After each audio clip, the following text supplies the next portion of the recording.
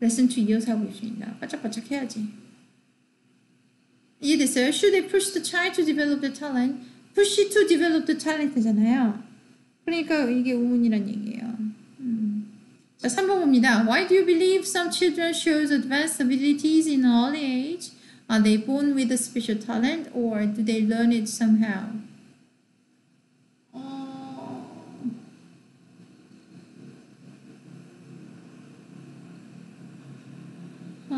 어떻게 할까요?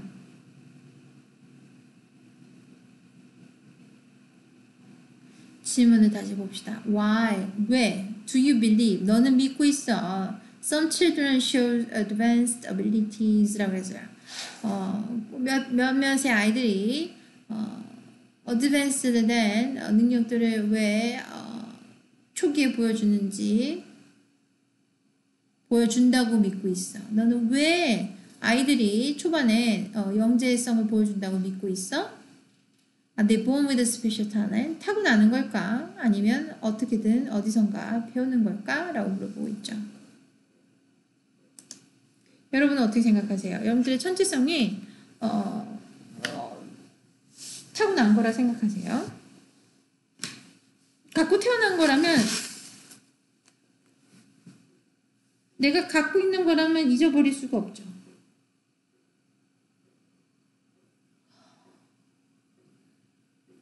아닌가요?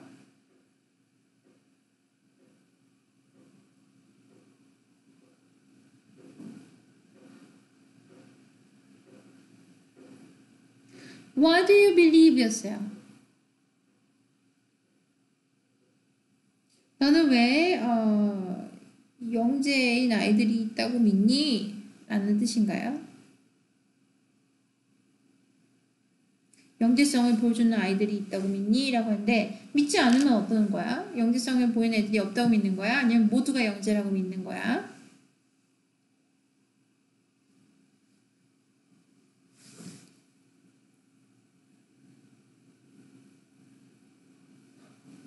초반에 얘기를 했었죠. 이게 특별한 탤런트다 아니다를 이제 결정하는 사람의 그 수준이나 기준에 따라서 상대방이 아이가 영재가 되기도 하고 산만한 아이가 되기도 한다 그랬죠.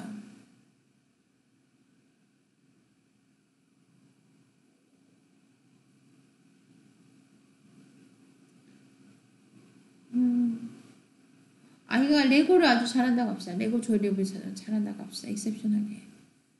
익셉셔널하게 레고 조립을 잘하는 사람은 보통 어떤 사람을 익셉셔널하게 잘한다고 할까요?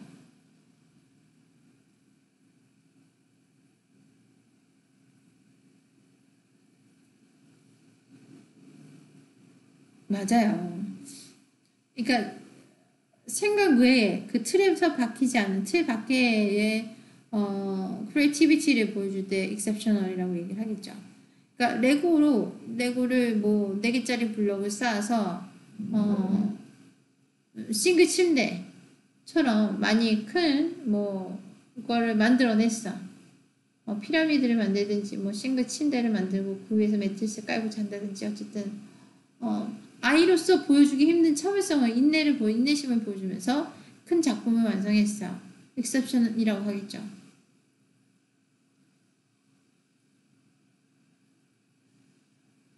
또는 움직이지 않는 레고를 뭐 다른 것들을 연결해서 고무줄을 연결하든 뭐 이런 것들을 연결해서 움직이게 만들었어. 그것도 exceptional하다고 얘기를 하겠죠.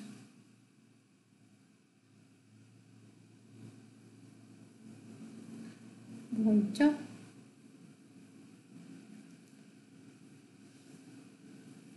여러 가지 다른 뭐 예시들이 있을 거라고 봐요. Are they born with a special talent or do they learn it somehow? 나도 이런 거 궁금했던 부분 중에 하나예요.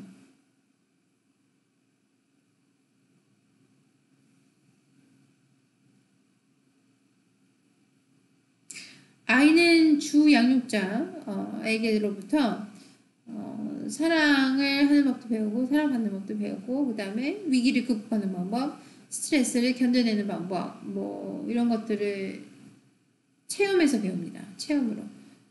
앉아있으면 엄마가 이제 칠판에다가 줄 긋고 이제 표현해주는 그런 게 아니라 실제 경험으로 배우죠.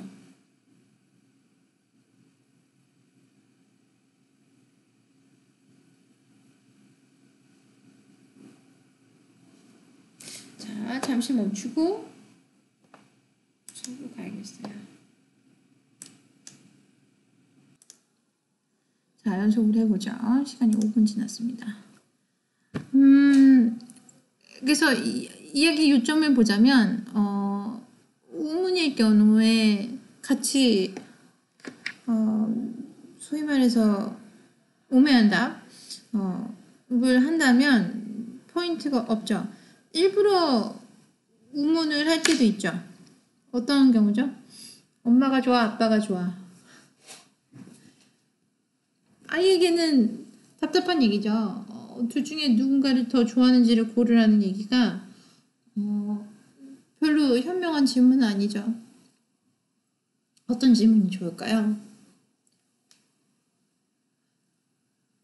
사랑받고 있는 거를 확인하기 위해서 질문하는 거라면 엄마 사랑하니라고 물어보면 되고요. 그죠?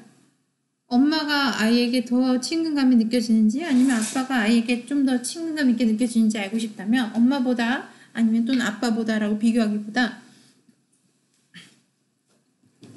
어떨 때 엄마가 좋고 어떨 때 아빠가 좋아 어떤 거는 엄마보다 아빠가 너한테 더 잘해주는 것 같아? 라고 이제 질문하면 아이의 성향에 관해서 알 수가 있겠죠.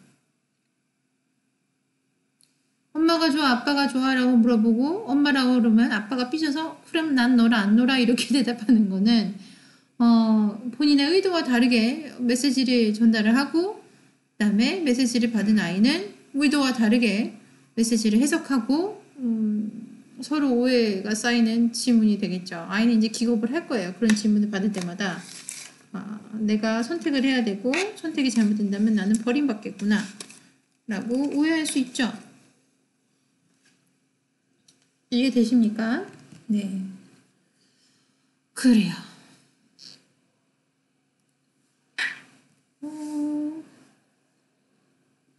자. 핸드폰이 어디 갔더라? 여기 있네요. 자, push the child to develop that talent는 이제 의문이었다고 얘기했어요. push 한다고 해서 아이들이 develop that talent를 하는 건 아니죠. 그러니까 push의 의미가 서포트의 의미를 갖고 있었다면 뭐 모르겠지만 서포트의 의미를 갖고 있다면 push라는 단어를 굳이 골라서 쓰진 않겠죠. support라고 썼을 거예요. 아마 여기에 있는 함정이 push였을 것 같습니다. 3번 보자면 Why do you believe some children show advanced abilities at an early age? Are they born with a special talent or do they learn it somehow? 이게 이제 이것도 마찬가지예요. learn it somehow가 그러니까 어떻게든 배우냐고 물어보는 건데 뭐 텔레비전을 보고 배우든 유튜브를 보고 배우든 아니면 주위의 어른들이 아니면 실제 경험을 통해서 배울 수도 있죠. 또 엄마 뱃속에서 배울 수도 있죠.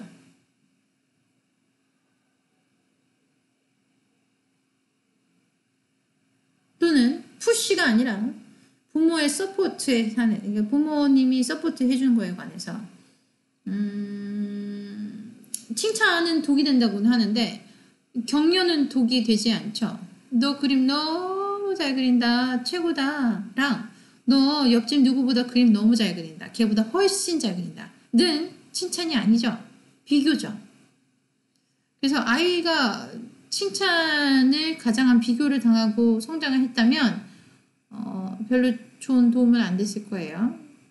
평가로 느껴지니까요. 칭찬과 평가를 아나요? 구분하실 줄 아십니까? 이거는 우리 온라인 수업이 아니라 오프라인 수업에서 첫 번째 오리엔테이션 때 좀 짚고 넘어간 거긴 한데 좀 설명을 해볼까요? 레슨이 네, 시간이 충분합니다. 자, 칭찬을 어떤 것을 칭찬이라고 하는지 좀 설명을 해보죠. 내 눈에 보이는 것을 얘기하죠. 너는 얼굴이 예쁘구나. 예쁜 안경을 썼네. 귀걸이가 예뻐. 스타일이 좋네. 좋은 향수를 쓰네. 향기가 좋다. 또 뭐가 있을까요? 눈, 코, 입이 뭐 예쁘네. 어쨌든 모르겠어요. 이런 것들을 한다는 것은 칭찬으로 들리는가요? 여러분들과 친한 사람이 아이고 우리 누구누구 너무 예쁘다라고 하면 칭찬으로 들리죠. 근데 칭찬이라기보다 사실 인정으로 들리죠. 사랑받는 느낌이 되지 않습니까? 이제 모르는 사람이 아이고 미소가 너무 예뻐서 말을 걸고 싶었어요. 전화번호 좀 줄래요? 라고 하면 미소를 더 이상 짓고 있지 않겠죠. 신호등 앞에서 서 있는 여러분들이 눈빛이 맑네요. 인상이 참 좋으십니다. 착해 보여요. 이런 칭찬에 약한가요? 아니죠. 이런 칭찬은 전혀 여러분들에게 힘을 쓰지 못하죠. 왜죠? 칭찬으로 들리지 않고 미끼로 보이죠. 미끼. 내가 먹으면 안 되는 미끼로 보이지 않습니까?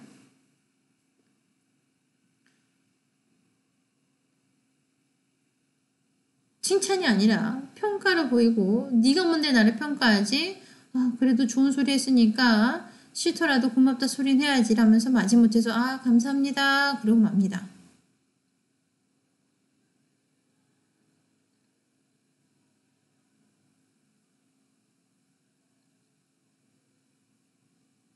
자, 칭찬에 대한 오류에 관해서 얘기했어요. 우리가 착각하고 있는 칭찬에 대한 오류. 자, 이거는 칭찬으로 볼 수가 없고요. 평가로 보이고 심지어 친한 사람들이 나에게 대해서 칭찬했다면 인정으로 들리지만 평가로 들리진 않죠. 잘 모르는 사람들이 나에 대해서 평가한다면 별로 좋게 들리지 않아요. 거리가 더 멀어질 뿐입니다. 자, 이제 결론으로 와서 칭찬을 어떻게 하는지를 얘기하자면 아이가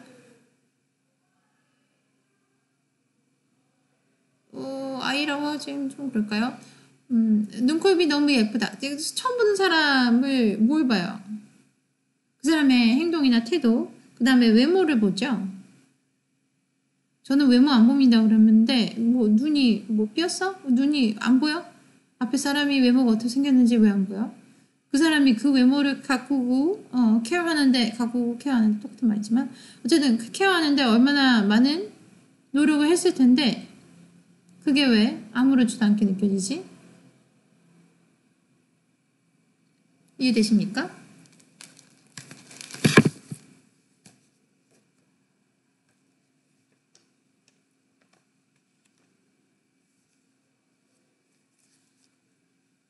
어떻게 하면 좋겠어요? 상대를 평가하는 게 아니라 자기 자신을 보여주는 거죠. 그래서 저번 수업 때 오프라인 수업이죠. 대면 수업으로 했던 스크린 영어에서는 자기소개하는 방법을 배웠었습니다. 자기소개를 하는 방법은 우선 첫 번째 스텝이고요. 그 다음 스텝이 이제 칭찬하고 그 다음 스텝이 이제 다른 스텝으로 넘어가는데 자기소개를 여러분들은 나는 내 취미는 독서예요 라고 하죠. 나는 안양 살아요. 나는 23살이에요. 우리 집에 강아지를 키워요. 나는 우리 집에서 막내예요. 이런 것들을 얘기합니다. 그리고 자기소개라고 생각을 하죠. 근데 맞아요. 자기소개 맞는데 우리는 설문지 조사 작성을 하는 게 아니라 실제로 앞에 사람을 앉혀두고 대화를 하는 상황이기 때문에 설문지 조사 종이 돌리듯이 그렇게 대화를 하기는 적절치가 않아요. 예를 들면 분명히 앞에 앉아서 대화하고 있는데 카톡에서 쓰는 말투를 쓰는 거랑 비슷합니다. 카톡에서 쓰는 말투를 쓴다면 이게 카톡에서 쓰는 말투로 프레젠테이션 한다고 생각해 보세요. 카톡에서 쓰는 말투로 잡 인터뷰를 본다고 생각해 보세요.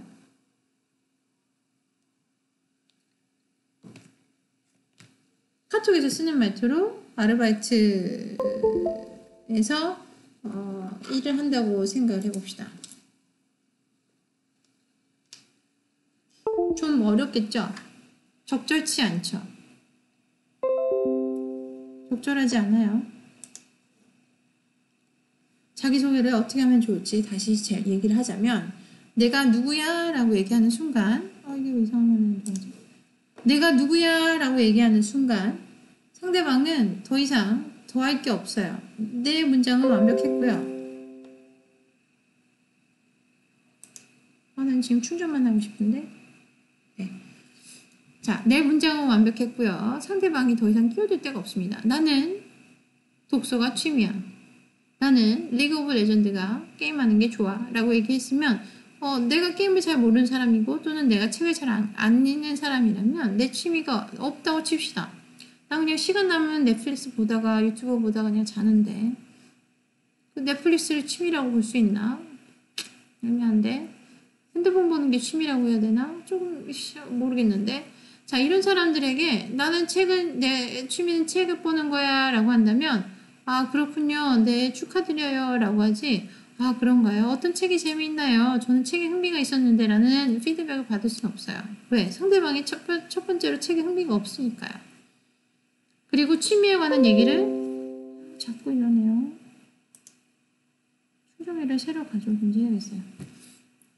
자, 책에 관한 얘기를 하기에는 상대방이 너무 단정적으로 얘기했기 때문에 듣는 사람이 엑스트라로 따로 노력하지 않는 이상은 대화가 지속되기가 어려운 소재입니다. 그럼 내가 책에 관한 얘기를 하고 싶은 건지, 그죠?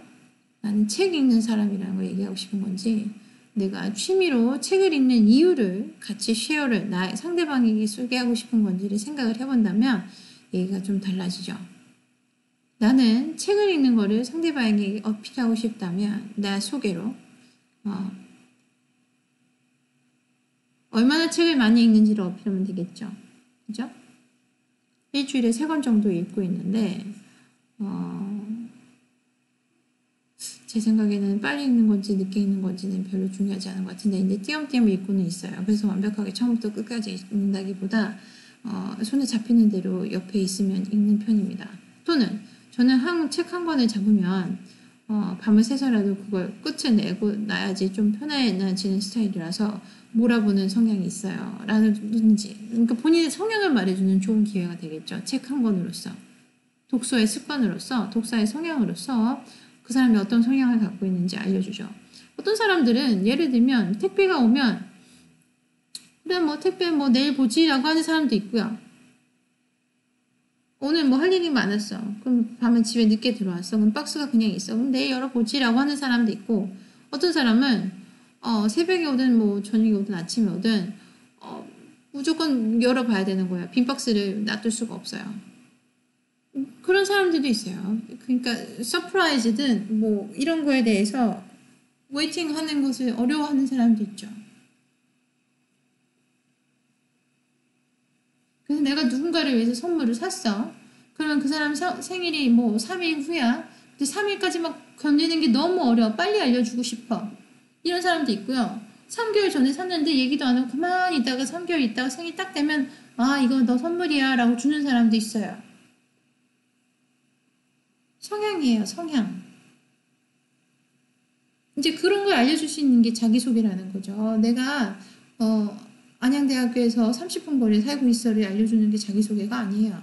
그거는 스테이트먼트예요. 그냥 정보입니다. 정보.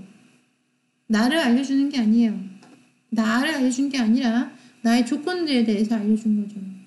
말장난으로 들릴 수도 있지만 좀 차이가 있다는 걸 여러분들이 염두에 두면 누군가와 대화를 할 때 모르는 사람이랑 대화하는데 자꾸 끊기는 사람들은 단답형으로 얘기하기 때문에 상대방이 굳이 노력을 하지 않는다면 더 이상 대화가 이어지지 않을 경우가 있죠. 근데 반대로 이제 그런 거에 경험을 했던 사람들은 나 자신에 대해서만 자꾸 떠들면 너무 자기중심적인 사람으로 보이니까 상대방에게 어떠신가요? 당신은 어떠신가요? And you? 영어로 말하자면 and you죠. 너는 어때? 라고 물어보는 것을 이제 인지를 했다면 나는 커피 좋아해요. 당신은요? And you? 나는 소주랑 맥주랑 섞어 마시는 거 좋아해요. What about you? 당신은 어때요? 이렇게 자꾸 질문을 하기 시작하죠.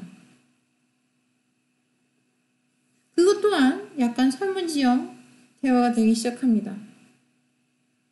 그래서 아까 얘기한 대로 책을 읽는 것만 알려주는 게 문제가 아니고 내가 소맥을 섞어 마시는 게 문제가 아니라 내가 커피는 아이스 아메리카노만 먹는다는 게 문제가 아니고 그건 정보를 주는 거고요. 그죠? 설문지 조사 정보 주는 거랑 마찬가지고 대화를 하는 입장이라면 상대방이 있다는 걸 인지를 하고 내가 어떤 메시지를 상대방에 주고 싶은지를 인지를 해야 대화가 되는 거지 정보만 툭툭 던져봤자 상대방이 앞에 앉아있건 누워있건 아무런 관계가 없다면 대화로선 대화로서는 별로 좋은 그러니까 용도가 아닌 거죠. 이해되십니까? 이게 왜 여기까지 나왔지?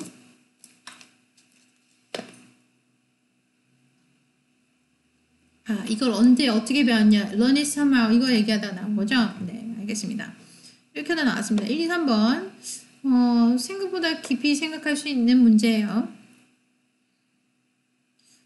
시간을 잠시 봅시다. 잠시 늦추고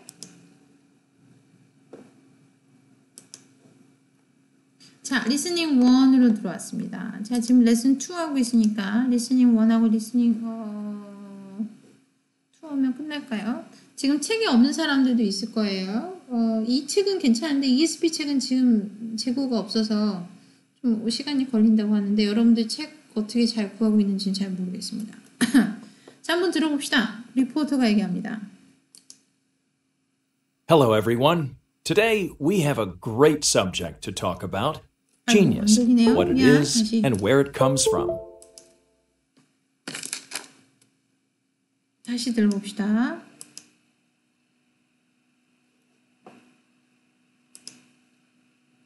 What it is and where it comes from. I'm sure all our listeners. Hello, everyone. Today we have a great subject to talk about. Genius, what it is and where it comes from. I'm sure all our listeners have heard of child prodigies, people who display incredible abilities when they are very young. Let's begin by taking your calls on this interesting topic. Yes, hi there. My husband and I have always been fascinated by this subject, but right now I'm calling about our son Mike. He's only 10 years old, but he can do all kinds of mathematical calculations at the speed of light. For example, we'll show him a rule that is completely unfamiliar to him, addition of large numbers, for example, and he gets it immediately. Is he a prodigy? I'm not too sure, but Mike certainly sounds interested in math. Does he ever make mistakes? Well, sure, sometimes. But then he goes back to revise the answers he gets wrong, and he enjoys doing calculations. He has a lot of confidence in his own abilities. That's terrific. Whether he's a prodigy or not, I think you should definitely encourage his interest. Hello? Yes. Well, I'd like to know where talented young children get their abilities. You know, we're not really sure. Even the most renowned scientists don't agree why a few children become prodigies. Some young children become skilled in something like math, music, or chess before our very eyes. They don't have any training, and most of the time, they're completely unconscious of their abilities. It's just the way they are. For example, Mozart started composing when he was 5. It was instinctive, almost involuntary. And perhaps you've heard about Akrit Jaswal, the young Indian boy who performed surgery at the age of 7. Now, he really was a prodigy as far as I'm concerned. Hi. I wanted to point out that all children have a lot of potential. That's an objective fact. Yes, you're right, and we certainly want to encourage all children to do their best. But personally, I do think that some individuals are a bit different. They seem to be born with some kind of underlying talent. Let's take a break now. When we return, we'll be talking about how parents should handle their children's talents.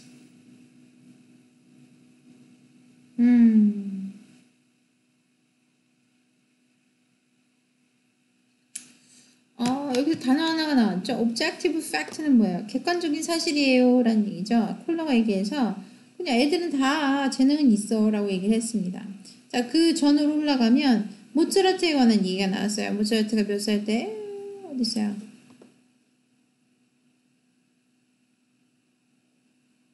모차르트 started composing when he was 5라고 하는데 5살 때 컴포즈를 했다고 하는데 아무것도 없는 그냥 안목에서 그냥 아이가 5살까지 아무것도 안 하다가 갑자기 피아노에 앉아서 작곡하는 게 아니라 모차르트의 아버지는 유명한 지휘자고 작곡가였고 누나도 모차르트보다 더 사실 재능은 있었다는 얘기도 있어요. 누나도 소위 말하는 천재였어요. 영재. 프로듀지였죠. 그래서 누나도 작곡도 하고 뭐 다 했어요. 그러니까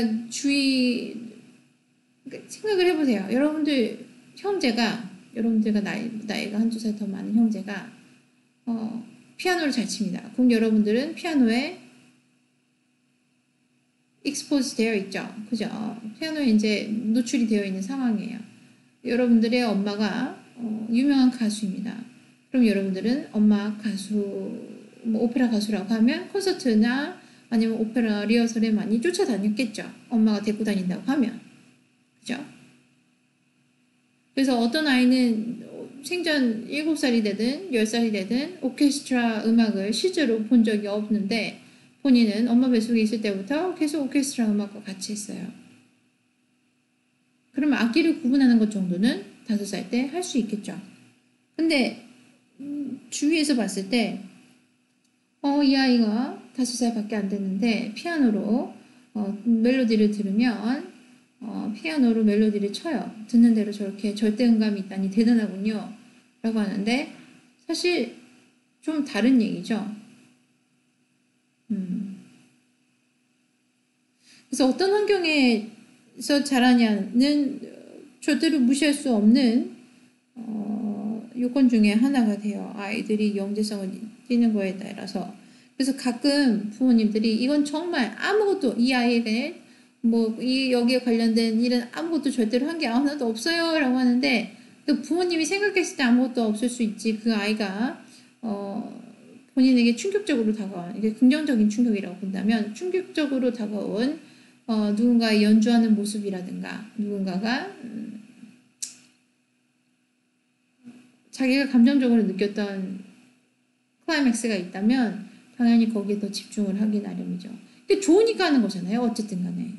피아노가 치는 게 좋은 거든 그림을 그리는 게 좋은 거든 체스를 하는 게 좋은 거든 본인이 느꼈던 감정이 다른 감정들보다 더 강렬했기 때문에 그 행동을 반복하고 있죠. 왜? 아이들은 다른 사람에게 칭찬을 받든 인정을 받든 본인의 감정이 중요하죠. 그래서 내 감정이 그만큼 움직일 수 있는 상황이었다면 당연히 그렇게 했겠죠.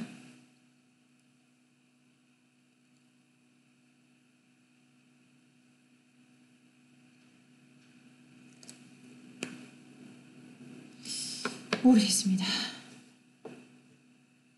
어쨌든 도움이 돼요. 환경이 도움이 되죠. 그래서 엄마 아빠 사이가 좋은 집 아이들이 정서적으로 그 다음에 지능적으로도 발달을 잘 해요 라고 하는데 사실 그게 아니라 그것도 맞는 얘기긴 해요. 엄마 아빠 사이가 좋은 게 아니라 행복한 엄마를 둔 아이들이 더 정확하게는 더 발달을 잘 한다고 하죠.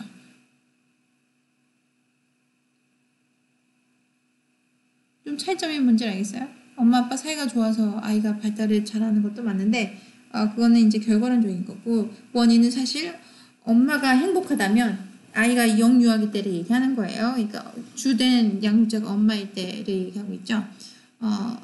엄마가 행복한 엄마가 아이를 양육하는 경우라면 행복한 엄마는 누가 만들어주죠? 엄마의 파트너와 이제 주위 사람들이 만들어주겠죠. 엄마가 주위에서 도움을 받을 수 있는 요건이라면 배우자 또는 여러 사람들을 통해서 말이죠. 그렇다면 아이가 더 좋은 엄마의 영향을 받고 정서적으로 좋은 영향을 받고 안정적으로 성장을 할 수 있다는 걸 얘기하죠.